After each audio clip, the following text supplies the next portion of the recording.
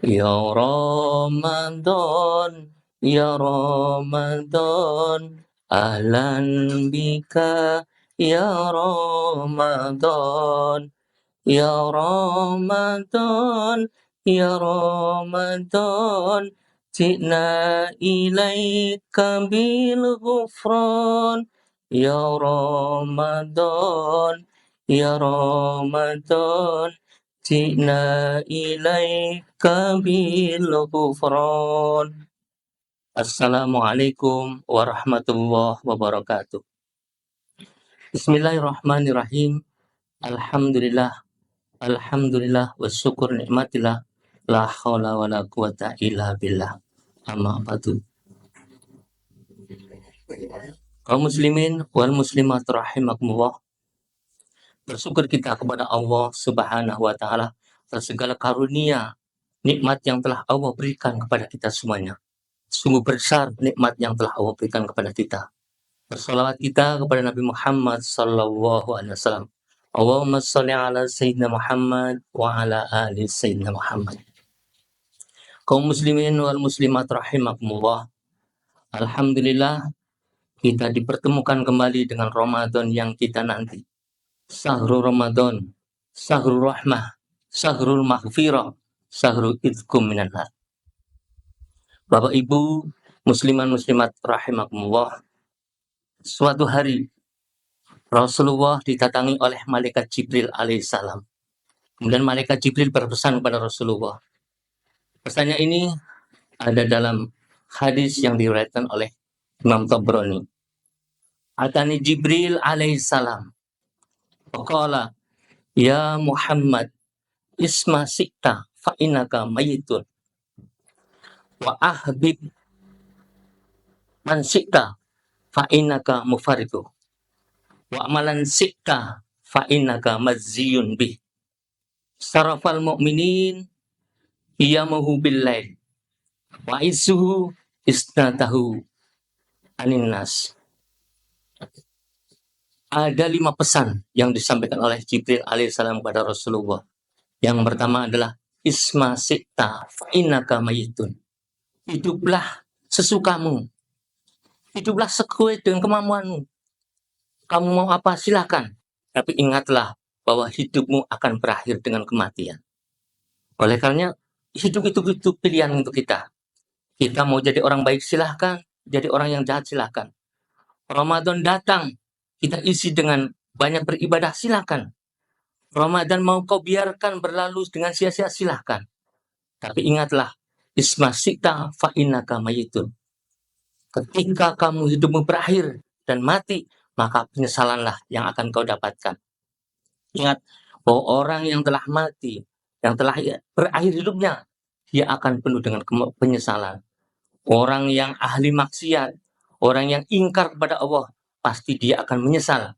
Karena ternyata setelah mati, dia baru sadar bahwa janji Allah itu benar. Dan sekarang dia mendapatkan azab yang luar biasa. Na'udzubillahi min dzalik. Begitu juga dengan orang yang ahli ibadah pun, dia akan menyesal ketika meninggal dunia. Kenapa?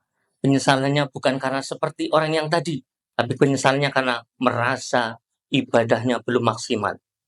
Ternyata setelah dia tahu bahwa kebaikan yang dia tanamkan di dunia, ternyata mendapatkan balasan yang luar biasa. Maka dia merasa menyesal karena tidak maksimal dalam beribadah. Suatu contoh, ada sahabat Nabi yang bernama Sa'ban. Sa'ban ini rajin beribadah. Bahkan dia tidak pernah meninggalkan sholat berjamaah sekalipun. Suatu ketika dalam jamaah sholat subuh, Rasulullah menghentikan atau menunda muadzin ketika mau qomat. Jangan dulu, tahan dulu. Ada orang yang biasa duduk di depan, saf depan sebelah kanan, itu belum terlihat. Sehingga waktu subuh hampir tiba. Maka kemudian Rasulullah mempersilahkan muadzin untuk melakukan iqamah.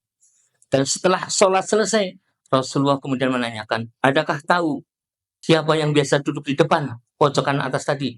Salah satu sahabat mengatakan, saya tahu ya Rasulullah, itu sahabat Sa'ban. Sa'ban selalu duduk di depan, pojok kanan. dengan tujuan agar dia tidak terganggu ketika beribadah, ketika berzikir pada Allah Subhanahu wa taala. Bukan karena dia ingin menyandarkan diri di tembok, tapi dia tidak ingin terganggu zikirnya kepada Allah dengan orang yang lewat. Nah, setelah itu kemudian adakah tahu rumahnya Sa'ban? Kemudian ada sahabat yang tahu. Kemudian dia bareng-bareng Rasulullah dan para sahabat menuju ke rumahnya Sa'ban. Subhanallah, ternyata rumahnya Sa'ban begitu jauhnya. Dari waktu subuh, perjalanan Rasulullah bersama sahabatnya, barulah duha baru sampai ke rumah Sa'ban. Tapi begitu jauhnya Sa'ban rumahnya, tapi dia tidak pernah sekalipun meninggalkan sholat berjamaah. Sungguh luar biasa. Terus bagaimana dengan diri kita? Kadang kita rumahnya begitu dekat dengan masjid, dekat dengan musola, tinggal melompat saja. Tapi kita masih enggan. Kadang-kadang masih malas untuk sholat berjamaah. Kaum muslimin wal muslimat rahimakumullah. Setelah Rasulullah bersama sahabatnya sampai ke rumah Sa'ban, kemudian dia bersalam. Ketika ketuk pintu dan ucapan salam, keluarlah seorang perempuan tua yang masih menggunakan mukena dengan membawa satu mushaf Al-Quran kecil yang dia bawa. Ketika Rasulullah bersalam, Assalamualaikum, benarkah ini rumah Sa'ban? Maka perempuan tadi menjawab, iya betul Rasulullah. Apa kamu istrinya? Ya Rasulullah. Saya dapati Sa'ban hari ini tidak berangkat ke masjid untuk sholat berjamaah. Ada apa? Maka perempuan tadi menjawab, ya Rasulullah, Sa'ban telah diambil, Sa'ban telah kembali, Sa'ban telah tiada. Subhanallah, ternyata satu-satunya hal yang menyebabkan Sa'ban tidak sholat berjamaah adalah karena dia sudah kembali, sudah meninggal dunia. Kemudian istri dari Sa'ban itu mengatakan, ya Rasulullah, ada yang mengganjal dalam pikiranku. Apa kata Rasulullah? Yaitu ketika saya dapati Sa'ban itu orang yang rajin beribadah, rajin bersedekah. Tapi kenapa ketika akhir hayatnya, ketika dia mau meninggal dunia, dia mengaduh seolah menyesal. Apa penyesalannya? Apa yang disampaikan Rasulullah. Kemudian istri Sa'ban menjawab, ketika Sa'ban mau meninggal dunia, dia mengadu dengan 3 kalimat ya Rasulullah. Yang pertama, aduh, kenapa tidak semuanya? Yang kedua, aduh, kenapa tidak lebih jauh? Yang ketiga, aduh, mengapa tidak yang baru? Maka Rasulullah menyampaikan satu ayat, laqad kunta fi khoblati min hadza fakasafna angka hita'atka wa basarukal yawmal hadid.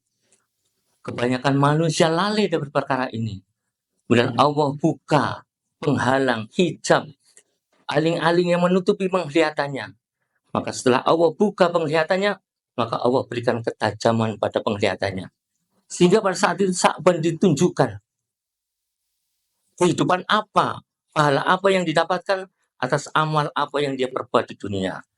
Kenapa Sa'ban mengaduh dengan aduh kenapa tidak semuanya? Ingatlah, ketika Sa'ban suatu saat duduk di meja makan, dia hendak memakan sepotong roti dan segelas air susu. Tiba-tiba ketika dia mau memasukkan roti itu dalam mulutnya, datanglah seorang pengemis tua yang kemudian meminta sedekah kepada Sa'ban. Sa'ban kemudian menghentikan roti yang akan dimasukkan ke dalam mulut itu, kemudian dia bagi 2. Yang satu dia berikan kepada fakir miskin tadi, dan satu dia makan sendiri. Begitu juga dengan segelas air susu yang ada di meja, dia tuangkan. Separuh dia kasihkan kepada pengemis, dan separuh dia minumkan. Dan ternyata itu ditunjukkan oleh Allah Subhanahu wa taala ketika dia akan meninggal dunia. Sepotong roti yang telah dibagi 2, setengah gelas air yang dia minum, yang saya sedekahkan, ternyata ditunjukkan ini loh pahalanya, ini loh anugerah yang akan engkau dapatkan. Sehingga Sa'ban menjadi menyesal, aduh, seandainya roti itu saya berikan semuanya, tidak ada yang kumakan. Seandainya segelas air itu juga saya berikan semuanya, niscaya saya akan mendapatkan pahala, mendapatkan anugerah yang luar biasa. Itu yang pertama. Kemudian Rasulullah menjelaskan lagi, kenapa Sa'ban mengadu dengan aduan. Kenapa tidak lebih jauh lagi? Karena apa? Pahala dari Sa'ban berjamaah yang begitu jauhnya. Setiap langkahnya mendapatkan barokah, mendapatkan rahmat dari Allah Subhanahu wa taala. Sehingga Sa'ban merasa seandainya rumahnya lebih jauh lagi dari masjid, masa niscaya dia akan mendapatkan anugerah dari Allah yang lebih besar lagi, yang luar biasa lagi. Kemudian yang ketiga, kenapa Sa'ban mengadu dengan, aduh kenapa yang tidak yang baru? Karena suatu saat ketika Sa'ban hendak sholat berjamaah, sholat subuh waktu itu, dia mendapati seorang yang tergeletak di tanah, di jalan. Dia lagi menggigit kedinginan, dia kena hipotermi. Maka Sa'ban berpikir kalau orang ini kedinginan tidak ditolong, maka dia akan mati. Seketika Sa'ban melepas jaketnya. Perlu diketahui kaum muslimin wal muslimat rahimakumullah, Sa'ban setiap hari ketika mau berangkat sholat berjamaah, dia menggunakan pakaian double. Satu pakaian di dalam dan satu jaket yang di luar. Nah, seketika itu jaket yang di luar dia lepas dan digunakan untuk menutupi orang tadi yang kedinginan tadi. Seketika orang tadi menjadi hangat dan terselamatkanlah nyawanya. Jaket yang dia gunakan adalah jaket yang sudah kusut, jaket yang sudah sangat lama. Nah, itu ditunjukkan oleh Allah Subhanahu wa taala ketika dia sakaratul maut. Pahalanya menutupi orang yang kedinginan, menolong orang yang hampir mati kedinginan, ditunjukkan oleh Allah anugerahnya, balasannya luar biasa. Maka Sa'ban berpikir, aduh seandainya jaket yang saya gunakan menutupi orang tadi adalah jaket yang masih baru, tentulah aku akan mendapatkan pahala, mendapatkan balasan anugerah yang luar biasa nanti. Inilah bedanya penyesalan dari orang-orang yang taat beribadah dengan orang-orang yang ingkar mendustakan ayat-ayat Allah Subhanahu wa taala. Maka sekali lagi, hidup ini adalah pilihan. Kita mau jadi orang yang ahli ibadah silakan. Mau jadi orang yang ingkar, yang mendustakan ayat Allah juga silahkan. Tapi isma sikta fa'inaka mayitun. Ingatlah bahwa hidupmu akan berakhir dengan kematian. Semoga kita bisa mengisi hidup kita ini dengan banyak beribadah kepada Allah Subhanahu wa taala, sehingga kita termasuk orang-orang yang baik. Karena apa? Diberikan umur panjang, tapi diberi umur panjang itu kita gunakan untuk berbuat kebaikan, insya Allah. Kemudian pesan malaikat Jibril alaihissalam yang kedua yang disampaikan kepada Nabi Muhammad SAW adalah wa'ahbib habibaka wa'habib man sikta fa'innaka mufarridu. Cintailah apa yang akan kamu cintai, tapi sekedarnya saja. Jangan berlebihan. Karena apa? Fa'innaka mufarridu. Suatu saat apa yang kamu cintai itu akan berpisah denganmu. Maka cintailah apa yang akan kamu cintai sewajarnya saja. Jangan berlebihan. Jangan sampai cinta kita kepada makhluk Allah melebihi cinta kita kepada Al-Khaliq, yaitu Allah Subhanahu wa taala. Sahabat Ali karamallahu wajhah mengingatkan, memberikan nasihat kepada kita semuanya. Wa ahbib habibaka haunama. Cintailah apa yang akan kau cintai sewajarnya saja. Asa ayakuna bahidoka yaumama. Bisa jadi yang kamu cintai itu nanti suatu saat akan menjadi sesuatu yang kamu benci. Dan bencilah apa yang kamu akan benci, tapi bahidoka haunama. Bencilah sewajarnya saja. Karena apa? Asa ayakuna habibaka yaumama. Suatu saat yang kamu benci itu bisa jadi nanti menjadi sesuatu yang akan kamu cintai. Dalam arti marilah kita berusaha untuk selalu mengutamakan cinta kita kepada Allah Subhanahu wa taala. Kemudian hadirin kaum muslimin muslimat rahimakumullah, pesan Jibril yang ketiga adalah wa'mal man syi'ta fa innaka madziyun bih. Berbuatlah semaumu. Berbuatlah semaumu. Silakan. Tapi fa innaka madziyun bih. Segala perbuatanmu, segala amalmu yang di dunia akan mendapatkan balasan dari Allah Subhanahu wa taala. Faman ya'mal misqala dzarratin khairan yarah wa may ya'mal misqala dzarratin syarran yarah. Perbuatan kita yang baik sebesar zarah pun, meskipun sangat kecil, maka Allah akan berikan balasannya. Itu juga perbuatan kita yang jahat, meskipun sedikit, meskipun kecil, tentulah kita akan mendapatkan balasan juga dari Allah Subhanahu wa Ta'ala. Marilah, mulai dari sekarang kita berusaha untuk memperbaiki diri kita agar selalu berbuat baik kepada semuanya, pada semua orang kita berbuat baik. Lebih-lebih kita senantiasa berbuat baik pada Allah dengan beribadah semaksimal mungkin. Kemudian pesan Jibril yang keempat adalah sarafal mu'minin qiyamuhu billail. Kehormatan, kemuliaan seorang manusia, orang mukmin adalah tergantung dia bangunnya di tengah malam. Ketika seorang itu rajin bangun di tengah malam untuk bertahajud, niscaya dia akan mulia di sisi Allah Subhanahu wa Ta'ala. Maka Allah Subhanahu wa Ta'ala menyampaikan ayatnya dalam surat Al-Isra. Wa minal laili fatahajjat bihi nafilatan lak. Dan di sepertiga bagian malam kamu bangunlah untuk bertahajud kepada Allah Subhanahu wa Ta'ala sebagai ibadah tambahan. Asa ayyab'asa rabbuka maqaman mahmuda. Niscaya Allah akan menempatkanmu pada makom yang mulia.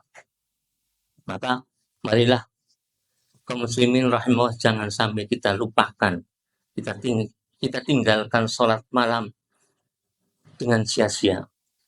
Umur kita yang masih ada ini, kita cobalah menjadikan orang yang paling mulia di sisi Allah dengan syarat kita sering bangun di tengah malam. Karena ibadah malam hari ini tidak akan mampu dilakukan oleh orang yang fasik, tidak akan mampu dilakukan oleh orang yang munafik. Kalau sholat 5 waktu, sedekah ataupun ibadah lainnya mungkin bisa dilakukan oleh orang yang fasik. Tapi kalau sholat malam tidak mungkin mampu dilakukan oleh orang yang fasik. Kenapa? Karena dalam kesendirian di tengah malam, ketika orang lain yang tertidur lelap, tidak ada seorang pun yang tahu, dia mampu bangun untuk mengingat Allah Subhanahu wa Ta'ala. Ini sungguh luar biasa. Makanya orang yang rajin tahajud, pasti dia akan mendapat kemuliaan, makom yang mulia di sisi Allah Subhanahu wa Ta'ala. Kemudian pesan yang keempat adalah wa izzahu istihna'u minan nas.